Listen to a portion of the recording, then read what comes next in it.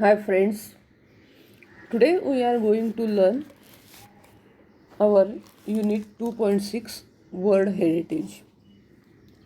वारशांचे विश्व हा लेसन आज आपण बघणार आहोत. या लेसनमध्ये आपण बघणार आहोत की जागतिक वारसा स्थळे कशी ठरवली जातात आणि त्यांचं जतन कसं केलं जातं, त्यांची देखरेख कशी केली जाते. ओके, सो वर्ल्ड हेरिटेज म्हणजे वारशांचे विश्व अशा प्रकारचा हा लेसन आपण आज बघणार आहोत. See on page number 75. Okay, so मुलांना इथे तुम्हाला काही इमेजेस दिसत आहेत, चित्र दिसत आहेत. तर ही कुठली आहेत? जागतिक वारशांची चित्र आहेत, म्हणजे काही स्थळं आहेत. ह्या स्थळांना वर्ल्ड हेरिटेज म्हणून घोषित केलेलं आहे. सो कुठली स्थळं वर्ल्ड हेरिटेज म्हणून घोषित केली जातात, कोण ते घोषित करतं, त्यांची कशी देखरेख केली जाते, ही सगळी इन्फॉर्मेशन आपण या लेसनमध्ये बघणार आहोत. द वर्ल्ड हेरिटेजमध्ये वर्ल्ड हेरिटेज म्हणजे काय की वारसा, आणि वर्ल्ड म्हणजे जागतिक, विश्वाचं. सो आपल्याला माहिती आहे की 7 वंडर्स आपण नेहमी ऐकतो की अशा काही गोष्टी असतात की ज्या वंडर्स असतात, त्यांचं काहीतरी विशिष्ट असं वैशिष्ट्य असतं. सो हे वंडर्स जे काही आहेत, ह्या ज्या गोष्टी आहेत त्या वंडर्स आहेत हे ठरवण्याचं काम कोण करतं, तर ते आपण आज या लेसनमध्ये बघणार आहोत, द वर्ल्ड हेरिटेजमध्ये. Okay, so the world heritage, how it work, how it is process, all these things we have to learn in this lesson, the world heritage. Okay, so this chapter world heritage is provide information about the world heritage sites. World heritage sites बद्दलची information आपल्याला या चॅप्टरमध्ये किंवा या लेसनमध्ये आपल्याला बघायला मिळणार आहे. Okay, so you have to start line by line. See on page number 75. World heritage. A World Heritage Site is a site determined by the United Nations Educational, Scientific and Cultural Organization. That means we can call it a UNESCO. To have significant cultural or natural importance to humanity. As such, the sites are protected and maintained by the International World Heritage Program, which is administered by the UNESCO World Heritage Committee. Because World Heritage Sites are places that are significant culturally and naturally, they vary in type and include forests, lakes, monuments, buildings and sites. So या पॅराग्राफमध्ये काय म्हटलं आहे मुलांना की जागतिक वारसा स्थळ जे काही आहे, ज्याला वर्ल्ड हेरिटेज साईट असं म्हणतात, हे मानवाच्या दृष्टीने सांस्कृतिक किंवा नैसर्गिक असं विशेष महत्त्व असणारं स्थळ असतं. आणि हे स्थळ कोण ठरवतं, तर युनेस्को ठरवते. युनेस्को म्हणजे काय? United nations educational, scientific and cultural organisation, त्याला शॉर्टमध्ये युनेस्को असं म्हणतात. सो एखादं जे काही स्थळ आहे किंवा एखादं ठिकाण आहे ज्याला जागतिक वारसा स्थळ असं म्हणतात, वर्ल्ड हेरिटेज साईट असं म्हणतात, तर हे याचं एक विशिष्ट असं महत्त्व असतं. तर सांस्कृतिक, नैसर्गिक असं एक विशिष्ट महत्त्व असतं. आणि हे स्थळ जागतिक वारसा स्थळ म्हणून घोषित करण्याचं काम कोण करतं, तर युनेस्को करत असते. So they have to find out some characteristics of significance about that sites and then decide that it is a world heritage. आणि त्यामुळे अशी स्थळं जी काही आहेत ती संरक्षित केली जातात आणि आंतरराष्ट्रीय जागतिक वारसा कार्यक्रमाच्या अंतर्गत त्याचं संरक्षण केलं जातं. आंतरराष्ट्रीय जागतिक वारसा कार्यक्रम म्हणजे काय, तर international world heritage programme. Okay, so या कार्यक्रमाअंतर्गत अशा स्थळांचं संरक्षण केलं जातं. आणि ते कोण करतं, तर युनेस्कोच्या जागतिक वारसा समितीतर्फे, म्हणजेच जागतिक वारसा समिती, त्याला काय म्हणतात, वर्ल्ड हेरिटेज कमिटी. या कमिटीतर्फे अशा स्थळांची देखरेख केली जाते. बघा मुलांना, नीट लक्ष द्या की जे स्थळ जागतिक वारसा स्थळ म्हणून घोषित केलं जातं त्या स्थळाचं संरक्षण हे जागतिक वारसा कार्यक्रमाअंतर्गत केलं जातं, म्हणजे इंटरनॅशनल वर्ल्ड हेरिटेज प्रोग्रामतर्फे ते केलं जातं. आणि ते कोण करतं तर जागतिक वारसा समिती करते, म्हणजे वर्ल्ड हेरिटेज कमिटी करते. म्हणजे एखादं स्थळ जे आहे ते जागतिक वारसा म्हणून जेव्हा घोषित केलं जातं तेव्हा ते जागतिक वारसा कार्यक्रमातर्फे त्याचं संरक्षण केलं जातं आणि जागतिक वारसा समितीतर्फे त्याची देखरेख केली जाते. सो सांस्कृतिक आणि नैसर्गिक दृष्टिकोनातून लक्षणीय असणाऱ्या या ठिकाणांचा जागतिक वारसा स्थळांमध्ये समावेश असल्यामुळे त्याच्यामध्ये आपल्याला अनेक व्हरायटी दिसून येते, विविधता दिसून येते की हे स्थळ जे काही आहे याचं एक विशिष्ट सांस्कृतिक आणि नैसर्गिक असं महत्त्व असतं. त्याचं काहीतरी त्यामध्ये एक युनिकनेस असतो आणि त्यामुळे अशा स्थळांमध्ये व्हरायटी आपल्याला दिसून येते किंवा विविधता आपल्याला आढळून येते. इथे काय म्हटलं की इट मे बी फॉरेस्ट, लेक्स, मॉन्युमेंट्स, बिल्डिंग्स अँड सिटीज, की हे स्थळं कदाचित जंगलं असू शकतात म्हणजे अरण्य, लेक्स म्हणजे सरोवर, मॉन्युमेंट्स म्हणजे स्मारकं, बिल्डिंग्स इमारती किंवा सिटीज शहरं पण असू शकतात. सो जागतिक वारसा स्थळ हे काहीही असू शकतं. ते जंगल असू शकतं, सरोवर, स्मारक, इमारत किंवा एखादं शहरसुद्धा असू शकतं. कारण त्या प्रत्येक गोष्टीचं एक सांस्कृतिक आणि नैसर्गिक असं एक महत्त्व आहे आणि म्हणून अशा गोष्टींमध्ये आपल्याला विविधता दिसून येते असं म्हटलेलं आहे. Okay, in the second para, world heritage sites can also be a combination of both cultural and natural areas. For example, Mount Hengshan in China is a site with significance to human culture because it plays a role in historical Chinese art and literature. The mountain is also significant because of its physical landscape characteristics. मग इथे एक उदाहरण म्हणून तुम्हाला दिलं आहे की जागतिक वारसा स्थळांमध्ये सांस्कृतिक आणि नैसर्गिक अशा दोन्ही गोष्टींचा संयोग झालेला आपल्याला दिसून येतो की एखादं स्थळ जागतिक वारसा स्थळ म्हणून जेव्हा घोषित केलेलं असतं तेव्हा त्यामध्ये सांस्कृतिक काहीतरी कॅरेक्टरिस्टिक असतात, नैसर्गिक कॅरेक्टरिस्टिक्स असतात आणि म्हणून ते जागतिक वारसा म्हणून घोषित केलं जातं. या दोघांचा संयोग या गोष्टींमध्ये दिसून येतो. फॉर एक्झाम्पल इथे दिलेलं आहे की चीनमधील माउंट हंगशन हा जो काही पर्वत आहे या पर्वताचं दोन्ही दृष्टीने महत्त्व आहे, सांस्कृतिकदृष्ट्यासुद्धा आणि नैसर्गिकदृष्ट्यासुद्धा या माउंटचं पर्वताचं महत्त्व आहे.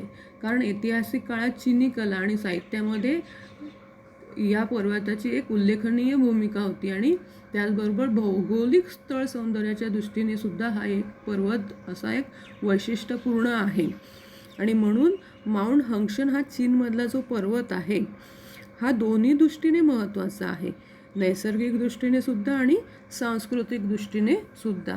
कारण त्यामध्ये चीनी कला, साहित्य याचं वैशिष्ट्य दिसतं आणि त्याचबरोबर इथे म्हटलं आहे फिजिकल लँडस्केप कॅरेक्टरिस्टिक्स, त्यामध्ये भौगोलिक स्थळाचं एक सौंदर्यसुद्धा लपलेलं आहे, एक वैशिष्ट्य कॅरेक्टरिस्टिक्स आहेत आणि म्हणून माउंट हंगशन हा पर्वत जागतिक वारसा स्थळ म्हणून घोषित केलेला आहे. कारण त्याचं एक विशिष्ट असं युनिकनेस आहे, कॅरेक्टरिस्टिक्स आहे, सांस्कृतिकसुद्धा आणि नैसर्गिकसुद्धा.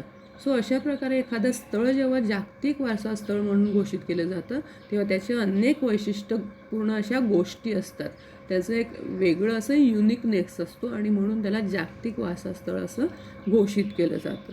ओके, सो पुढे बघूया जागतिक वारसा स्थळांचा इतिहास. असं इथे म्हटलं आहे की history of world heritage sites, की वर्ल्ड हेरिटेज साईट्स जे काय आहे ते कधीपासून घोषित करण्याचं अस्तित्वात आलं, वर्ल्ड हेरिटेज कमिटी कधी अस्तित्वात आली याचा इतिहास आपण इथे बघूया हिस्ट्री ऑफ वर्ल्ड हेरिटेज साईट्समध्ये. So history of world heritage साईट्समध्ये काय म्हटलं आहे की although the idea of protecting cultural and natural heritage sites around the world began in the early 20th century, momentum for its actual creation was not until the 1950s. Okay, early 20th century's momentum of the actual creation was not until the 1950s. Okay, momentum म्हणजे वेग, एखाद्या गोष्टीला चालना मिळणे किंवा वेग येणे असं त्याला म्हणतात. So in 1954 Egypt started plans to build the Aswan High Dam to collect and control water from the Nile River. The initial plan for the dam's construction would have flooded the valley containing the Abu Simbel temples and scores of ancient Egyptian artifacts. To protect the temples and artifacts, UNESCO launched an international campaign in 1959 that called for the dismantling and movement of the temples to higher ground. The project cost an estimated $80 million and $40 million of which came from 50 different countries. Because of the project success, UNESCO and the International Council on the Monuments and Sites initiated a draft convention to create an international organization responsible for protecting cultural heritage. So how the history came of this World Heritage? Okay. So जागतिक वारसा स्थळांचा इतिहास या ठिकाणी आपल्याला या पॅराग्राफमध्ये सांगितलेला आहे की ही कल्पना कशी आली किंवा याची सुरुवात कशी झाली. तर इथे काय म्हटलं आहे बघा मुलांना की जगभरातील सांस्कृतिक आणि नैसर्गिक वारसा स्थळांचं संरक्षण करण्याची कल्पना ही 20th सेंचुरीमध्ये अस्तित्वात आली. 20व्या शतकाच्या सुरुवातीला अर्ली 20th सेंचुरी. परंतु 1950 या सालापर्यंत ह्या गोष्टीला किंवा ह्या कल्पनेला चालना मिळालेली नव्हती किंवा ही जी प्रोसेस आहे जागतिक वारसा स्थळांची घोषित करण्याची ही प्रोसेस सुरूच झाली नव्हती 1950पर्यंत. ॲक्च्युली ही कल्पना 20व्या शतकाच्या सुरुवातीला आली की अशा प्रकारे जागतिक आणि सांस्कृतिक वारसा स्थळांचं संरक्षण करण्याचं. परंतु तरी पण 1950पर्यंत ही कल्पना जी आहे तिला वेग आला नव्हता, तिला चालना आली नव्हती. सो इन 1954 की 1954मध्ये इजिप्त या देशाने नाईल नदीचं पाणी नियंत्रित करण्यासाठी आणि अडवण्यासाठी अस्वान हाय धरण बांधण्याची एक योजना आखली. बघा या गोष्टीला कशी चालना मिळाली की इजिप्तने एक प्लॅन तयार केला, कन्स्ट्रक्शन तयार करायचं म्हणजे त्यांनी विचार केला की इजिप्तने काय केलं तर नाईल नदीचं पाणी जे काही आहे ते कंट्रोल करण्यासाठी आणि त्याला अडवण्यासाठी त्यांनी एक धरण डॅम बांधायचा विचार केला किंवा एक प्लॅन तयार केला. अस्वान हाय डॅम, त्या धरणाचं नाव काय आहे अस्वान हाय धरण. हे बांधायचं इजिप्तने ठरवलं. मग धरण बांधण्याच्या मूळ योजनेमुळे अबू सिम्बल मंदिरं की त्या ठिकाणी जिथे डॅम त्यांनी बांधायचं ठरवलं होतं तिथे काही मंदिरं होती, त्याला अबू सिम्बल मंदिरं असं म्हटलं आहे. आणि खूप असे असंख्य प्राचीन इजिप्तियन कलाकृती त्या ठिकाणी होत्या की ज्या ठिकाणी किंवा ज्या दरीच्या ठिकाणी इजिप्तने डॅम बांधायचं ठरवलं त्या ठिकाणी अतिशय खूप सुंदर अशी सिम्बल मंदिरं होती आणि त्याचबरोबर खूप छान अशा कलाकृती त्या ठिकाणी होत्या. परंतु इजिप्तने जर धरण बांधलं तर ह्या सगळ्या कलाकृती म्हणजे ही मंदिरं हे जे काही नैसर्गिक आणि सांस्कृतिक असणाऱ्या ज्या काही कलाकृती होत्या हे सगळं पाण्याखाली जाणार होतं. आणि मग ते जाऊ नये म्हणून काय झालं तर ही मंदिरं आणि कलाकृती जी आहे ते संरक्षित करण्यासाठी त्याचं प्रोटेक्शन करण्यासाठी युनेस्कोने 1959मध्ये 1959मध्ये एक आंतरराष्ट्रीय मोहीम राबवली की ज्याद्वारे मंदिरं उतरवून एका उंच ठिकाणी ती स्थलांतरित करण्यात आली.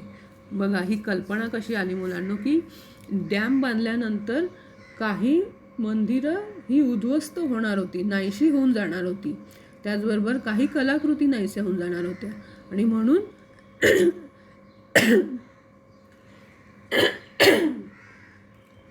युनेस्कोने काय ठरवलं की ती मंदिरं त्या ठिकाणी उचलायची आणि दुसऱ्या ठिकाणी घेऊन जायची आणि तशाच प्रकारे युनेस्कोनं केलं. त्यासाठी पण त्याला युनेस्कोला प्रचंड मोठा खर्च आला. तर किती खर्च आला की अंदाजे 80 मिलियन अमेरिकन डॉलर इतका खर्च आला. परंतु हा खर्च जो काय आहे तो बाकीच्या देशांकडून सुद्धा घेतला गेला. त्यातील $40 मिलियन जे आहे ते 50 वेगवेगळ्या देशांकडून जमा करण्यात आले. ओके. सो प्रचंड मोठा खर्च असल्यामुळे तो देशांकडून जमा करण्यात आला. या प्रकल्पाच्या यशानंतर युनेस्को आणि आंतरराष्ट्रीय स्मारके आणि स्थळे परिषद म्हणजे ज्याला international council on monuments and sites असं म्हणतात, यांनी जागतिक सांस्कृतिक वारसास्थळांचे संरक्षण करण्याची जबाबदारी घेण्यासाठी एक आंतरराष्ट्रीय संस्था निर्माण करण्यासाठीचा प्लॅन तयार केला, ज्याला आपण मसुदा तयार करणं असं म्हणतो. सो इजिप्तमध्ये हा डॅम बांधण्याची कल्पना जेव्हा आली तेव्हा जागतिक वारसास्थळांचे संरक्षण करण्याची कल्पना डोक्यामध्ये आली आणि अशा प्रकारे युनेस्कोनं एक आंतरराष्ट्रीय स्मारक आणि स्थळ परिषद निर्माण केली, international council of monuments and sites. आणि या परिषदेतर्फे अशा प्रकारच्या सांस्कृतिक स्थळांचं संरक्षण केलं गेलं किंवा त्याची जबाबदारी अशा प्रकारे आंतरराष्ट्रीय संस्थाकडे सोपवली गेली आणि अशा प्रकारची आंतरराष्ट्रीय संस्था निर्माण करण्याची कल्पना त्या ठिकाणी आली. तो प्लॅनिंग तेव्हा तयार झाला. सो अशा प्रकारे जागतिक वारसा स्थळ जे आहे ते कसं घोषित केलं जाईल याची सगळी जबाबदारी जी आहे ती या आंतरराष्ट्रीय संस्थेकडे दिली गेली. ओके. सो मुलांना मला असं वाटतं तुमच्या लक्षात आलं असेल हा पॅराग्राफ की कशा प्रकारे जागतिक वारसास्थळ घोषित करण्याची कल्पना डोक्यात आली, कारण इजिप्तने डॅम बांधण्याचं ठरवलं आणि त्यानुसार ही कल्पना आली की अनेक आर्टिफॅक्ट्स म्हणजे ज्याला आपण म्हणतो आर्टिफिशियली तयार केलेलं कलाकृती, म्हणजे मानवी कौशल्याने तयार केलेल्या शोभेच्या वस्तू असं त्याला आपण म्हणू. सो अशा प्रकारचे अनेक आर्टिफॅक्ट्स आणि मंदिरं जी आहे ती युनेस्कोने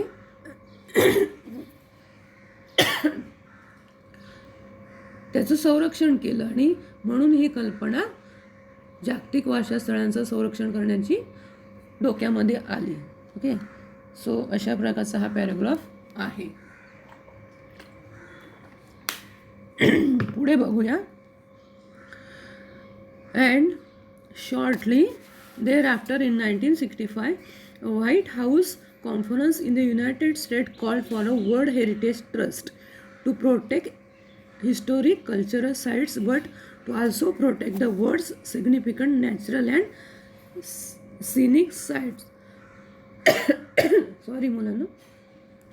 Finally in 1968 the International Union for Conservation of Natural Development's similar goals and presented them at the United Nations Conference on Human Environment in Stockholm, Sweden in 1972. Following the presentation of these goals, the convention concerning the protection of world cultural and natural heritage was adopted by UNESCO's General Conference on November 16, 1974. आणि मग ही कल्पना जी आहे राष्ट्रीय वारसास्थळांचं संरक्षण करण्याची कल्पना ही पुढे आल्यानंतर लवकरच त्यावर प्रोसेस केली गेली. ओके. त्यानंतर लवकरच म्हणजे 1965मध्ये अमेरिकेत एका व्हाईट हाऊस परिषदेमध्ये जागतिक वारसा विश्वस्त संस्था ज्याला म्हटलंय वर्ल्ड हेरिटेज ट्रस्ट ही संस्था स्थापन केली गेली किंवा ही संस्था स्थापन करण्याची मागणी केली गेली 1965मध्ये, ज्या अंतर्गत ऐतिहासिक स्थळांबरोबरच जगातील महत्त्वाच्या आणि निसर्गरम्य स्थळांचं सुद्धा संरक्षण करण्यात येईल अशा प्रकारचं प्लॅनिंग केलं गेलं. Okay. So world heritage trust जागतिक वारसा संस्था ही स्थापन करण्याची कल्पना कधी आली तर 1965मध्ये आली, जेव्हा अमेरिकेतील व्हाईट हाऊसमध्ये एक परिषद घेतली गेली, एक सभा घेतली गेली, मीटिंग घेतली गेली. त्यामध्ये हे ठरवलं गेलं की ज्याद्वारे काय करण्यात येत होतं की जागतिक स्थळांबरोबरच जगातील महत्त्वाचं ज्या काही गोष्टी आहेत, स्थळं आहेत, म्हणजे निसर्गरम्य जी काही स्थळं आहेत त्याचं संरक्षण करण्यात येईल अशा प्रकारचा निर्णय या परिषदेमध्ये किंवा ह्या संस्थेमध्ये घेतला गेला.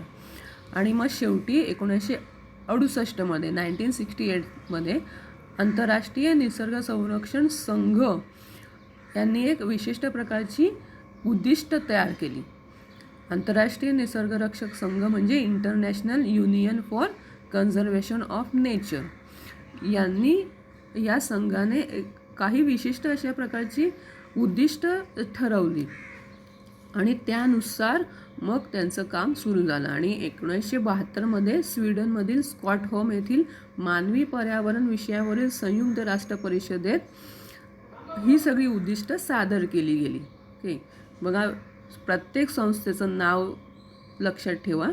पर्यावरण विषयी संयुक्त राष्ट्र परिषद म्हणजेच United nations conference on human environment. Okay, म्हणजेच पर्यावरण संयुक्त राष्ट्र परिषद. सो जी काही वैशिष्ट्य जागतिक वारसा स्थळांना संरक्षित करण्यासाठी जी निर्माण केली गेली ती सगळी वैशिष्ट्य ह्या संयुक्त राष्ट्र परिषदेमध्ये सादर केली गेली आणि ह्या उद्दिष्टांचं म्हणजे हे जे काही हेतू आहे या हेतूंचं सादरीकरण झाल्यानंतर युनेस्कोच्या परिषदेने जी सर्वसाधारण परिषद असते या परिषदेने 16 नोव्हेंबर 1972 या दिवशी सांस्कृतिक आणि नैसर्गिक वारसा संरक्षणाचा स्वीकार केला. म्हणजेच protection of world cultural and natural heritage म्हणजे जनरल कॉन्फरन्समध्ये या गोष्टींचा स्वीकार केला. बघा लक्षात येत आहे मुलांनो की जागतिक वारसा स्थळ घोषित करण्याची काही वैशिष्ट्य किंवा काही हेतू जे काही आहे हे आधी तयार केले गेले. त्यानंतर ते संयुक्त राष्ट्र परिषदेमध्ये ती वैशिष्ट्य सादर केली गेली किंवा ती उद्दिष्ट की का जागतिक स्थळ घोषित करायचं ही उद्दिष्ट आधी त्या परिषदेमध्ये सादर केली गेली. त्यानंतर 16 नोव्हेंबर 1972मध्ये ही वैशिष्ट्ये स्वीकारली गेली किंवा ह्या सगळ्या गोष्टी स्वीकारल्या गेल्या. कोणातर्फे? Protection of world cultural and natural हेरिटेजतर्फे, ज्याला म्हटलं आहे जागतिक सांस्कृतिक व नैसर्गिक वारसा संरक्षण. सो अशा प्रकारे आंतरराष्ट्रीय निसर्गरक्षक संघ म्हणजे international union for conservation of nature, त्याचबरोबर संयुक्त राष्ट्र परिषद म्हणजेच काय United nations conference on human environment, या सगळ्या संस्थांची नावं आपण लक्षात ठेवायची आहे. त्याचबरोबर जागतिक सांस्कृतिक आणि नैसर्गिक वारसा संरक्षण म्हणजे काय तर protection of world cultural and natural heritage. So अशा प्रकारे ह्या संस्थांतर्फे जागतिक वारसा स्थळांची वैशिष्ट्ये ही ठरवली गेली आणि ती स्वीकारली गेली की कशा प्रकारे जागतिक वारसा स्थळ ठरवलं जाऊ शकतं. ओके, सो मला असं वाटतं मुलांना तुमच्या लक्षात आलं असेल. पुढे जाऊया. The world heritage committee. आता जागतिक वारसा समिती जी आहे ती कशी काम करते, ती कशी ठरवली गेली आणि एखादं स्थळ जे आहे ते जागतिक वारसा म्हणून कसं घोषित केलं जातं, हे घोषित करण्याचं काम कोण करतं, ते कशा प्रकारे त्याची प्रोसेस आहे हे आपण वर्ल्ड हेरिटेज कमिटी या पॅरेग्राफमध्ये बघूया. जागतिक वारसा समिती. ओके, वर्ल्ड हेरिटेज कमिटी हे सगळं बघत असते आणि म्हणून या समितीबद्दल आपण आता बघूया. Today the world heritage committee is the main group responsible for establishing which sites will be listed as a UNESCO world heritage site. The committee meets once a year and consists of representatives from 21 states parties that are elected for 6 years terms by the World Heritage Center's General Assembly. The state parties are then responsible for identifying and nominating new sites within their territory to be considered for inclusions of the World Heritage List. Okay. So जागतिक वारसा समिती जी आहे ही समिती एखादं स्थळ जागतिक वारसा कसं घोषित केलं जातं आणि ते कोण घोषित करतं याबद्दलची माहिती आपल्या जागतिक वारसा समितीमध्ये दिलेली आहे. बघा की आज युनेस्कोच्या जागतिक वारसा स्थळांच्या यादीमध्ये कोणती ठिकाणं समाविष्ट केली जावीत याचा पूर्ण हक्क आणि पूर्ण अधिकार हे कोणाकडे आहेत तर जागतिक वारसा समितीकडे आहे. की एखादं स्थळ फॉर एक्झाम्पल जर ताजमहल हे आपण बघितला तर हा ताजमहल हे वर्ल्ड हेरिटेज म्हणून घोषित करण्याचं काम कोण करतं किंवा ते हक्क, ते अधिकार कोणाकडे आहेत, तर जागतिक वारसा समितीकडे आहेत. मग जागतिक वारसा समितीमध्ये कोण कोण असतं, तर 21 राज्यांचे प्रतिनिधी असतात आणि हे 21 राज्यांच्या प्रतिनिधींची ही एक समिती असते आणि त्या समितीला जागतिक वारसा समिती असं म्हणतात, वर्ल्ड हेरिटेज कमिटी. ओके, ही समिती जी आहे वर्ल्ड हेरिटेज कमिटी, या कमिटीची बैठक वर्षातून एकचदा होत असते. या समितीची वर्षातून एकदा बैठक होते आणि त्यामध्ये जागतिक वारसा केंद्रांच्या सर्वसाधारण सभेचं आयोजन केलं जातं आणि त्या सभेमध्ये 6 वर्षाच्या कालावधीसाठी निवडलेल्या 21 राज्य पक्षांच्या प्रतिनिधींचा समावेश असतो. येतंय लक्षात मुलांनो की जागतिक वारसा समितीमध्ये कोणाचा समावेश असतो, तर 21 राज्य प्रतिनिधींचा समावेश असतो आणि हे प्रतिनिधींची निवड केली गेलेली असते निवडणुकीतर्फे 6 वर्षासाठी. सो 6 वर्षासाठी 21 राज्यांच्या रिप्रेझेंटेटिव्ह जे प्रतिनिधी असतात त्यांची निवड केलेली असते आणि ते प्रतिनिधी जागतिक वारसा समितीमध्ये असतात. सो एखादं स्थळ हे जे आहे ते जागतिक वारसा म्हणून घोषित करण्यासाठी या समितीची आधी बैठक बोलवली जाते आणि मग त्या बैठकमध्ये ठरवलं जातं त्या साईटच्या वैशिष्ट्यानुसार, नैसर्गिक युनिकनेसनुसार की हे स्थळ जे आहे ते जागतिक वारसा स्थळ म्हणून घोषित करायचं की नाही. सो आलं लक्षात, वर्ल्ड हेरिटेज कमिटीमध्ये कोण असतं, 21 राज्यांचे प्रतिनिधी असतात आणि वर्षातून एकचदा त्यांची सभा होत असते किंवा बैठक होत असते. त्याचबरोबर आपल्या प्रादेशिक नवीन स्थळं शोधून त्यांचा जागतिक वारसा यादीमध्ये समाविष्ट करण्याचा विचार केला जावा यासाठीचं जे काही नामांकन आहे किंवा नामनिर्देशक आहे त्याची जबाबदारीसुद्धा या राज्यांच्या प्रतिनिधींवर असते, या समितीवर असते की एखादं स्थळ जे काही आहे ते या जागतिक वारशाच्या यादीमध्ये समाविष्ट केलं जावं किंवा त्याचं त्या यादीमध्ये समावेश असावा. त्याचं नामांकन जे आहे ते पण या 21 राज्यांचे रिप्रेझेंटेटिव्ज म्हणजे प्रतिनिधी ठरवत असतात. ती जबाबदारी त्यांच्यावर असतेच, म्हणजेच इन शॉर्ट वर्ल्ड हेरिटेज कमिटीवर असते. सो एखादं स्थळ जे आहे त्याचं युनिकनेस काय आहे, त्याचं नैसर्गिक महत्त्व काय आहे, सांस्कृतिक महत्त्व काय आहे, हे सगळं महत्त्व जाणून घेऊन ते विशिष्ट प्रकारचं त्यांची उद्दिष्ट जी काही आहे ती सगळी जाणून घेऊन त्या स्थळाचं जागतिक वारसा यादीमध्ये समावेश करायचा की नाही करायचा हे सगळं ठरवतं कोण, किंवा हे ठरवण्याचा अधिकार, ह्या ठरवण्याचा हक्क जो आहे तो जागतिक वारसा समितीकडे आहे आणि जागतिक वारसा समिती ते ठरवतं की एखाद्या स्थळाला जागतिक वारसा म्हणून घोषित करायचं की नाही. सो अशा प्रकारे मुलांना लक्षात आलं असेल की जागतिक वारसा समिती काय आहे, त्यामध्ये कोण कोण सभासद असतं आणि ते कसं ठरवलं जातं. Okay, so I think that today we have to stop here because the lesson is so big, so lengthy. So till the World Heritage Committee, that's it for today. इथपर्यंतच आपण थांबणार आहोत. बाकीचा लेसन आपण पुढच्या व्हिडिओमध्ये बघूया, पुढच्या लेक्चरमध्ये बघूया. Still then you have to read it carefully, how the World Heritage Committee works, how it is, it was exist, in which year it is exist, which organizations names are given in this para. So ह्या सगळ्या गोष्टी ज्या आहेत ते तुम्ही वाचायचे आहेत व्यवस्थितप्रमाणे. खूप नवीन शब्द आलेले आहेत, ते सगळे नवीन शब्द वाचायचे आहेत. पुन्हा आतापर्यंत आपण जेवढा पॅरा शिकलेलो आहोत, जेवढं कंटेंट आपण आतापर्यंत शिकलेलो आहोत ते व्यवस्थित वाचायचं आहे चांगल्या प्रकारे आणि न्यू वर्ड्स जे आहेत with the proper meaning recite करायचे आहेत. Okay, and write down in your notebook. Okay, so read the world heritage, the